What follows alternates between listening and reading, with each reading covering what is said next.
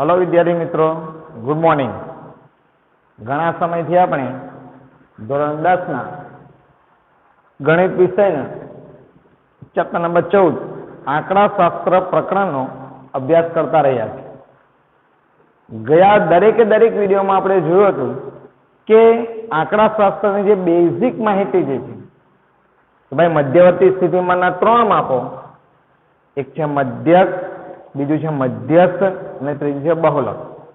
જેમાં મધ્યક વિશે પૂરેપૂરી માહિતી આપણે સમજી ચૂક્યા છે અને બહુલક વિશે પણ સમજી ગયા છે। મધ્યકની અંદર આપણને ખબર છે કે મધ્યકમાં બે રીતના દાખલા પૂછી શકાય, અવર્ગીકૃત માહિતીના દાખલા અને વર્ગીકૃત માહિતીના દાખલા। જેમાં અવર્ગીકૃત માહિતીમાં એક જ રીત છે, એ પણ આપણે સમજી ચૂક્યા છે।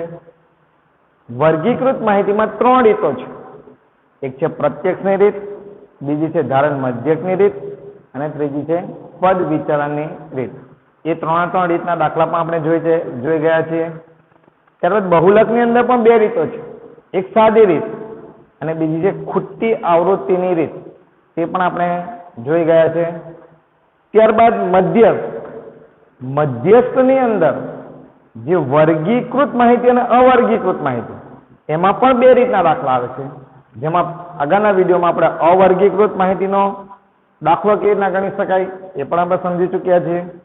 વર્ગીકૃત માહિતીનો દાખલો પણ આપણે જોઈ ગયા છે।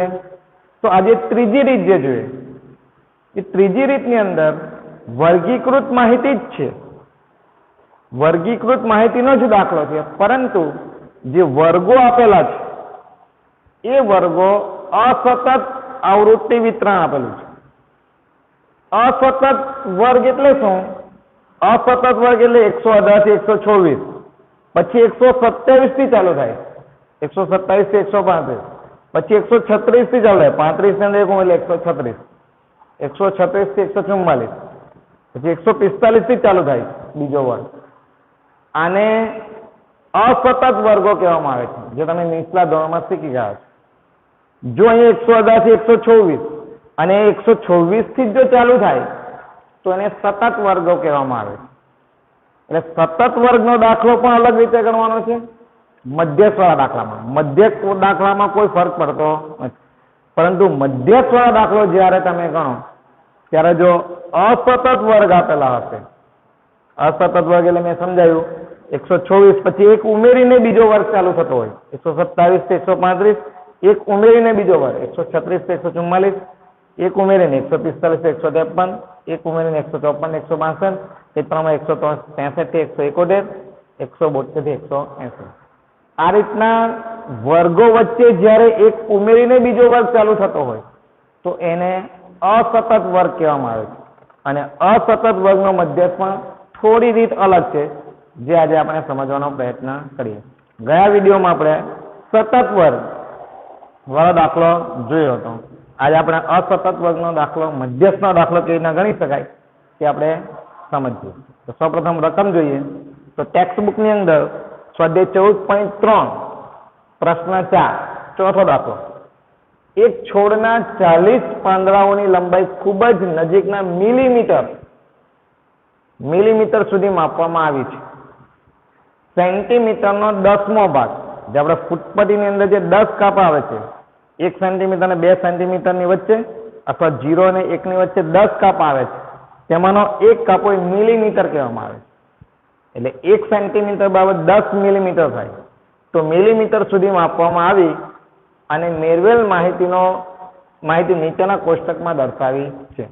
લંબાઈ મિલીમીટરમાં 118 થી 126 મિલીમીટર જેની લંબાઈ છે એવા પાંદડાની સંખ્યા કેટલી છે? 3। 127 થી 135, અહીં 126 ગણાશે, અહીં 127, ગયા દાખલામાં આપણે જોયું હતું, જો સતત વર્ગ હોય તો અહીંયા પણ 126 હોય ને અહીંયા પણ 126 હોય તો 126 અહીંયા ગણતરીમાં લેવામાં આવે, જ્યારે અસતત વર્ગની અંદર 126 અહીંયા જ ગણાશે। એટલે 118 થી 126 મિલીમીટર જેની લંબાઈ છે એવા પાંદડાની સંખ્યા કેટલી છે? 3। 127 થી 135 મિલીમીટર પાંદડાની લંબાઈ હોય તેવા પાંદડાની સંખ્યા કેટલી છે? 5। એ જ પ્રમાણે 136 થી 144 મિલીમીટર જેની લંબાઈ હોય તેવા પાંદડાની સંખ્યા 9। આ રીતના આખું કોષ્ટક આપણને આપ્યું છે, જેની લંબાઈ 163 થી 171 હોય એવા પાંદાની સંખ્યા કેટલી છે? 4. આ રીતના દરેકે દરેક કોષ્ટક આખું આપણે આપ્યું છે, જે એકદમ સરળ રીતે સમજી શકાય એવું છે. પરીક્ષામાં ખાસ નીચે પણ લખેલું છે, જોવાનું પાંદડાઓની મધ્યસ્થ લંબાઈ શોધો. એટલે પરીક્ષામાં આપણને મધ્યસ્થનો દાખલો પૂછેલો છે. ઉતાવળમાં પરીક્ષામાં મધ્યક વંચાઈ ન જાય, ખાસ ધ્યાન રાખવાનું છે. મધ્યસ્થનો દાખલો જ્યારે પણ અસતત વર્ગ આપેલા હોય ત્યારે થોડી રીત અલગ છે. જો પરીક્ષામાં મધ્યક પૂછ્યો હોય તો મધ્યકમાં અસતત વર્ગ હોય તો પણ એક જ સરખી રીત છે, અને સતત વર્ગ માટે પણ એક જ સરખી રીત છે. જ્યારે મધ્યસ્થ દાખલામાં સતત વર્ગ માટે અલગ દાખલો ગણી શકાય અને અસતત વર્ગ માટે પણ અલગ રીતે દાખલો ગણી શકાય. તો સૌપ્રથમ આપેલા કોષ્ટકને ઊભા કોષ્ટકમાં લખવું. ઊભા કોષ્ટકમાં અત્યારે મેં એક જ લાઈન લખી છે, પહેલું કોષ્ટક જ લખ્યું છે, કારણ અસતત વર્ગ જે આપેલા છે એને તમારે પહેલા સતત વર્ગમાં ફેરવવું પડશે. 9મા ધોરણની અંદર જે સ્તંભ આલેખ હતો, સ્તંભ આલેખની અંદર આ બાબતો તમે શીખી ગયા હશો કે તેમાં અસતત વર્ગને તમારે સતત વર્ગમાં ફેરવવા માટે વર્ગ સીમા બિંદુ શોધવા પડે. વર્ગ સીમા બિંદુ અને વર્ગ સીમા બિંદુ શોધવા માટે એકદમ સહેલું છે. એટલે બીજું જે ખાનું આપણે જે આવૃત્તિનું લખતા હતા તે આવૃત્તિનું ખાનું આપણે ત્રીજા ખાનામાં લખીશું. તો જ્યારે પણ અસતત વર્ગ આપેલા હોય ત્યારે બીજું ખાનું આપણે લખીશું વર્ગ સીમા બિંદુ. અને વર્ગ સીમા બિંદુ કઈ રીતે લખી શકાય? એકદમ સહેલું છે. પહેલો જે વર્ગ 118 થી 126 છે, તો 118 માંથી 0.5 બાદ કરવાના છે. તો 118 માંથી 0.5 બાદ કરીએ કેટલા થશે? 117.5. 118 માંથી 0.5 બાદ કરીએ તો 117.5. ઉર્ધ્વ સીમામાં 0.5 ઉમેરવાના છે એટલે 124.5. અધર સીમામાંથી 0.5 ઓછા કરવાના છે અને ઉર્ધ્વ સીમામાં 0.5 ઉમેરવાના છે. એટલે આમાંથી ઓછા કરવાના છે, આમાં ઉમેરવાના છે. તે જ પ્રમાણે બીજા વર્ગમાં આમાંથી ઓછા કરીએ એટલે આ જ આવશે. 0.5 ઓછા કરો એટલે 124.5, 135.5,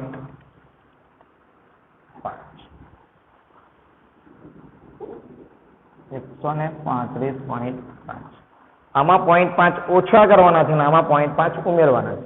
127 માંથી 0.5 જાય એટલે 126.5, 135 માં 0.5 ઉમેરો એટલે 135.5. એ જ પ્રમાણે 0.5 ઓછા કરે એટલે આ જ આવશે. એટલે 135.5 થી 144.5. આમાં 0.5 ઓછા કરો, આમાં 0.5 ઉમેરો. એ જ પ્રમાણે 144.5 થી 153.5. એ જ પ્રમાણે 153.5 થી 162.5. એ જ પ્રમાણે 162.5 થી 171.5. 171.5 થી 180.5.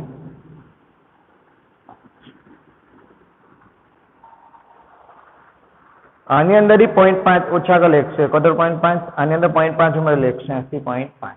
જ્યારે જ્યારે પણ વિદ્યાર્થી મિત્રો મધ્યસ્થ વાળા દાખલામાં નહીં, મધ્યસ્થ વાળા દાખલામાં અસતત વર્ગ આપેલો હોય, અસતત વર્ગ એટલે અહીંયા જે વર્ગ ઉર્ધ્વ સીમામાં છે આંકડો, એના પછીનો જે વર્ગ છે એમાં એક ઉમેરીને જો વર્ગ ચાલુ થતો હોય તો એને અસતત વર્ગ કહેવામાં આવે છે.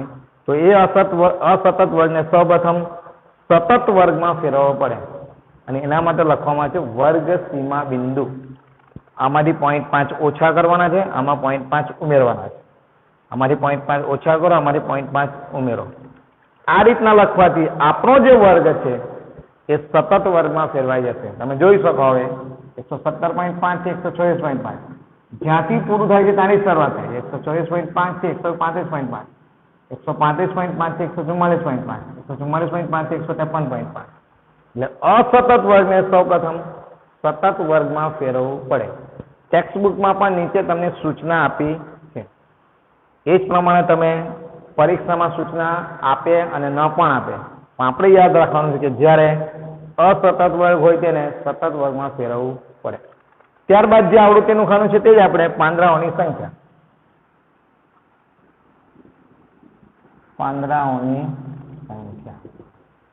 પાંદડાઓની સંખ્યા છે આપણી પાસે 3, પછી 5, 9, 12, 5, 4 અને 2.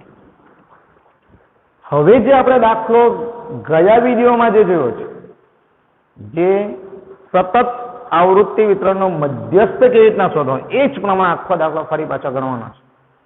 પણ જે પહેલું કોષ્ટક છે, પહેલા કોષ્ટકને હવે ધ્યાનમાં લેવાનું. આપણો દાખલો અહીંયાથી શરૂઆત થશે. આ રકમ જેવું સમજીને આપણે દાખલો ગણવાનો છે.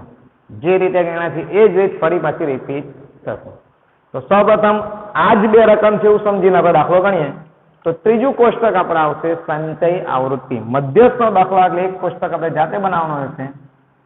સંચય આવૃત્તિ, જેને આપણે CF વડે દર્શાવવામાં આવે છે. આવૃત્તિને આપણે FI વડે દર્શાવીએ છીએ. સંચય આવૃત્તિનું કોષ્ટકમાં આપણે ગયા વિડીયોમાં જોયું જ છે, છતાં એકવાર જોઈ લઈએ. તો પહેલી જે આવૃત્તિ છે, જેમ છે એમ જ એ આવૃત્તિની અંદર બીજી આવૃત્તિ ઉમેરતા જઈએ. 3 + 5 એટલે થશે 8. પહેલી આવૃત્તિ જેમ છે એમ જ એની અંદર બીજી આવૃત્તિ ઉમેરતા જાઓ 8. એની અંદર ત્રીજી આવૃત્તિ ઉમેરતા જાઓ. 8 માં 9 8 16 17. 17 માં 12 19 7 ને 2 9 1 ને 1 2. 29 માં 5 ઉમેરો 34. 34 માં 4 ઉમેરો 38 માં 2 ઉમેરો એટલે 40. આમ સંચય આવૃત્તિનું કોષ્ટક પણ એકદમ જ સહેલું છે. જ્યારે કોઈ પણ વિદ્યાર્થી સ્ટેપ વાઇઝ કોઈ પણ દાખલો યાદ રાખશે તો કોઈ જગ્યાએ ભૂલ પડશે નહીં. આપણે સૌપ્રથમ પરીક્ષામાં મધ્યસ્થ પૂછાય છે કે મધ્યસ્થ તે જોવાનું છે. મધ્યસ્થ પૂછાયો તો અવર્ગીકૃત માહિતી છે કે વર્ગીકૃત માહિતી તે જોવાનું છે. અવર્ગીકૃત માહિતીનો દાખલો આપણે આના આગળના વિડીયોમાં જોઈ ગયા છે. ત્યાર પછીના વિડીયોમાં પણ વર્ગીકૃત માહિતી વાળો દાખલો પણ જોયો હતો, જેમાં સતત વર્ગો આપ્યા હતા. સતત વર્ગનો દાખલો પણ મધ્યસ્થ કેવી રીતના ગણવાનો તે જોયું હતું. અસતત વર્ગનો દાખલો આવે તો એને સતત વર્ગમાં પહેલા ફેરવવું પડે. ત્યાર પછીની જે રીત છે એ આગળ દાખલો જોયો તે જ પ્રમાણે ગણવાનું છે. આવૃત્તિ, ત્યારબાદ સંચય આવૃત્તિ. સંચય આવૃત્તિનું કોષ્ટક પણ એકદમ સહેલું છે. આમાં ઉમેરતા જાય ને સીધું જ 40 જે જવાબ આવે છે એ અહીંયા પણ આપણો સિગ્મા FI 40 જ આવશે, જેને n વડે પણ દર્શાવી શકાય. 5 ને 3 8 8 2 17 17 ને 29 30 34 38 ને 2 40. આમ અસતત વર્ગ હોય તેને સતત વર્ગમાં ફેરવવું. આવૃત્તિનું કોષ્ટક આપણી પાસે છે જ. અને સંચય આવૃત્તિનું કોષ્ટક પણ એકદમ જ સહેલું છે. ફક્ત સરવાળો જ કરવાનો છે. એટલે આંકડાશાસ્ત્ર ચેપ્ટરમાં પૂરેપૂરા માર્ક્સ આવી શકે એવું છે. જો ધ્યાનપૂર્વક આપણે સમજીશું અને ફરી પાછી પ્રેક્ટિસ કરીશું તો દાખલા એકદમ જ સહેલા છે. ગઈકાલે જોયું હતું તે પ્રમાણે n શોધાઈ ગયા પછી n/2 મધ્યસ્થનો કોઈ પણ દાખલા એટલે પહેલા n/2 શોધવો પડે. 40/2 બરાબર. સંચયાવૃત્તિનું કોષ્ટક, ત્યારબાદ n/2 શોધો. n/2 શોધાઈ ગયા પછી n/2 નો જે જવાબ મળે કેટલા આવે છે 20. એ જવાબ સંચય આવૃત્તિના કોષ્ટકમાં 20 કરતા વધી જાય જે જગ્યાએ આવૃત્તિ 20 કરતા વધી જાય ત્યાં અટકી જવાનું છે. અથવા 20 જવાબ આવે તો પણ અટકી જવાનું છે. 20 કરતા ઓછા જવાબ પાસે અટકવાનું નથી. તો 20 કરતા વધે ક્યાં છે તે જોઈએ. 3 8 17 29. અહીંયા 20 કરતા વધી જાય છે સંખ્યા. જવાબ 20 છે n/2 નો. 20 કરતા વધે છે 29. એના સામેના વર્ગને આપણે મધ્યસ્થ વર્ગ લઈશું. મેં તમને આગળ પણ કીધું કે પહેલું કોષ્ટક હવે ધ્યાનમાં લેવાનું નથી. આપણે વર્ગ સીમા બિંદુ જ એ જ દાખલો છે એ પ્રમાણે જોવાનું છે. એટલે મધ્યસ્થ વર્ગ આપણો થશે 144.5 થી 153.5. એટલે ખાસ વિદ્યાર્થી મિત્રો યાદ રાખવાનું છે n/2 નો જે જવાબ મળે એ જવાબ જે જગ્યાએ વધી જાય એને એની સામેના વર્ગને મધ્યસ્થ વર્ગ કહેવામાં આવે છે. એટલે અહીં લખી શકીએ આપણે કે અહીં n/2 ને બરાબર 20 ને અનુરૂપ વર્ગ કયો છે 144.5 થી 153.5 મળે. n/2 નો જે જવાબ મળે છે એ જવાબ ક્યાં વધી જાય છે એની સામેના વર્ગને મધ્યસ્થ વર્ગ કહેવામાં આવે છે. એટલે એના અનુરૂપ વર્ગ કયો થયો 144.5 થી 153.5 મળે છે. માટે મધ્યસ્થ વર્ગ બરાબર 144.5 થી 153.5. મધ્યસ્થ વાળો દાખલો હોય કે બહુલક વાળો દાખલો હોય, સૌપ્રથમ પહેલું સ્ટેપ મધ્યસ્થ વર્ગ શોધવાનો. બહુલક વાળા દાખલામાં પણ પહેલું સ્ટેપ બહુલકીય વર્ગ શોધવાનો. તેમ મધ્યસ્થ વર્ગ કેવી રીતના શોધાય એ જો આવડી જાય પછી દાખલો એકદમ જ સહેલો છે. n/2 નો જવાબ જ્યાં વધી જાય તેના સામેના વર્ગને મધ્યસ્થ વર્ગ કહેવાય. એ મધ્યસ્થ વર્ગને આધારે હવે આપણે l n/2 જે સૂત્રમાં જેટલી પણ કિંમતોની જરૂર છે આપણે રફ પેલા અહીંયા સૂત્ર લખીએ એટલે આપણને ખબર પડે. મધ્યસ્થ m બરાબર l plus n/2 minus cf જેમાં સ્મોલ f ગુણ્યા h. આની અંદર જેટલી પણ બાબતો જરૂર છે આપણને તે આપણે શોધતા જઈએ. મધ્યસ્થ m બરાબર l plus n/2 minus cf છેદમાં સ્મોલ f ગુણ્યા h. સૂત્ર ખૂબ જ અગત્યનું છે. ન યાદ રહેતું હોય તો 4 થી 5 વાર લખીને મોઢે કાઢવાનું. અને ત્યારબાદ જોઈએ તો આની અંદર કેટલી વસ્તુ જરૂર પડશે l n/2 cf f h બધી જ બાબતો આપણે લખતા જઈએ. તો સૌપ્રથમ l. તો l કોને કહેવાશે? l બરાબર મધ્યસ્થ વર્ગની અધઃ સીમા. જે મધ્યસ્થ વર્ગ આપણો આવ્યો છે 144.5 થી 153.5 એની જે અધઃ સીમા છે આને અધઃ સીમા કહેવાય અને ઉધ્વ સીમા કહેવાય. એ અધઃ સીમાને આપણે l તરીકે લઈશું 144.5. એટલે આપણો l થશે 144.5. ત્યારબાદ જરૂર પડશે આપણને n/2 ની. જે n/2 આપણે શોધેલો જ છે 20. જે આપણે લખીએ n/2 બરાબર 20. ત્યારબાદ જરૂર પડશે CF ની.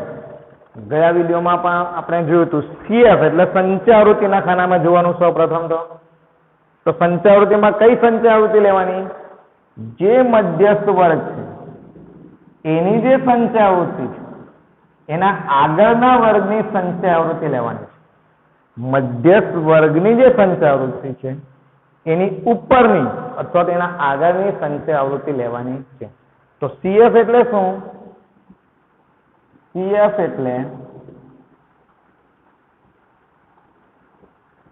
મધ્યસ્થ વર્ગના આગળના વર્ગની સંચય આવૃત્તિ. મધ્યસ્થ વર્ગની જે સંચયાવૃત્તિ છે 29 એના આગળના વર્ગની સંચયાવૃત્તિ કેટલી છે 17. જે આપણે CF તરીકે લેવાના. CF કેટલો થશે આપણો 17. મધ્યસ્થ વર્ગના આ મધ્યસ્થ વર્ગની સંચયાવૃત્તિ ના આગળના વર્ગની સંચયાવૃત્તિ લેવાની. CF ત્યારબાદ જરૂર પડશે F. F એટલે સંચય આવૃત્તિ. તો મધ્યસ્થ વર્ગની આવૃત્તિ જે છે સામે 12 આ આપણો CF છે આપણે F તરીકે દર્શાવશું. તો F આપણો મળશે મધ્યસ્થ વર્ગની આવૃત્તિ. મધ્યસ્થ વર્ગની આવૃત્તિ કેટલી છે આપણી પાસે? મળશે આપણને 12. મધ્યસ્થ વર્ગની આવૃત્તિ મળશે 12. ત્યારબાદ જરૂર પડશે આપણને H. H એટલે વર્ગ લંબાઈ. ગયા વિડીયોમાં પણ આપણે જોયું હતું કોઈ પણ એક વર્ગની અધસીમામાંથી ઉપરના વર્ગની અધસીમા બાદ કરો એટલે h બરાબર વર્ગ લંબાઈ કહીને શોધી શકાય. કોઈ પણ એક વર્ગને સમજી લે 135.5 અથવા 144.5 એના ઉપરના વર્ગને એટલે 135.0 14 3 9 ને 5 14 9.0 એટલે વર્ગ લંબાઈ થશે 9. કોઈ પણ એક વર્ગની અધસીમામાંથી ઉપરના વર્ગની અધસીમા બાદ કરો જે જવાબ મળશે એને વર્ગ લંબાઈ તરીકે લઈશું. માટે h બરાબર થશે. દાખલા માટે આ રીતે જ આપણે વર્ગ લંબાઈ શોધીશું. એનું સૂત્ર એની જે વ્યાખ્યા છે અલગ છે, પરંતુ આપણે દાખલા માટે આ જ રીતે ઉપયોગ કરીશું. જેટલી પણ બાબતો જરૂર છે l આપણે શોધી લીધો, n/2 આપણે લખો, cf પણ શોધાઈ ગયું, f અને h બધી જ બાબતો અથવા બધી જ માહિતી આપણે શોધી લીધા પછી મધ્યસ્થનું સૂત્ર જે છે એ મધ્યસ્થનું સૂત્ર આપણે લખીએ. મધ્યસ્થને m વડે દર્શાવીએ એટલે m લખીએ. મધ્યસ્થ m બરાબર l plus n/2 minus cf છેદમાં સ્મોલ f ગુણ્યા h. મધ્યસ્થ m બરાબર l plus n/2 minus cf છેદમાં સ્મોલ f ગુણ્યા h. બધી જ બાબતો આપણે શોધી છે એની કિંમત મુકાવીએ બરાબર નીચે બરાબર l આપણી પાસે છે 144.5 પ્લસ n/2 આપણી પાસે છે 20 માઇનસ cf આપણે શોધેલો છે 17 છેદમાં સ્મોલ f આપણી પાસે છે 12 ગુણ્યા h આપણી પાસે છે 9. n/2 આપણે શોધ્યો છે 20, cf આપણી પાસે છે 17, f આપણી પાસે છે 12, h આપણી પાસે છે 9. દરેકે દરેક કિંમત મૂક્યા પછી 144.5 ને એમ જ રહેવા દેવાનું છે. ફક્ત અંદરનું સાદુરૂપ આપીએ.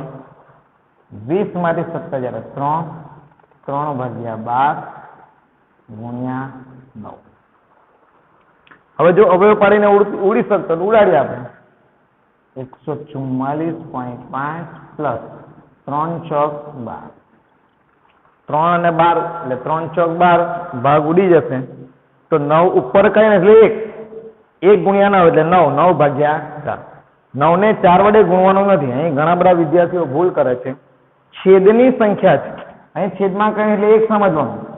તો અંશનો ગુણાકાર અંશ સાથે અને છેદનો ગુણાકાર છેદ સાથે થશે. તો 9 એકા 9 ને 4 એકા 4 એટલે 9 ભાગ્યા 4. હવે 144.5 ને આમ જ રહેવા દેવાનું છે ને 9 નો આપણે 4 વડે ભાગાકાર કરવાનો. તો 9 ભાગ્યા 4 કરીએ આપણે તો 4 દુ 8, 1 વચ્ચે 0.0, 4 દુ 8, 2 0, 4 પંચા. આ જે બધા ભાગાકારો છે આપણે નીચલા ધોરણમાં શીખી જ ગયા છે. તો 9 ભાગ્યા 4 કરી શું મળશે?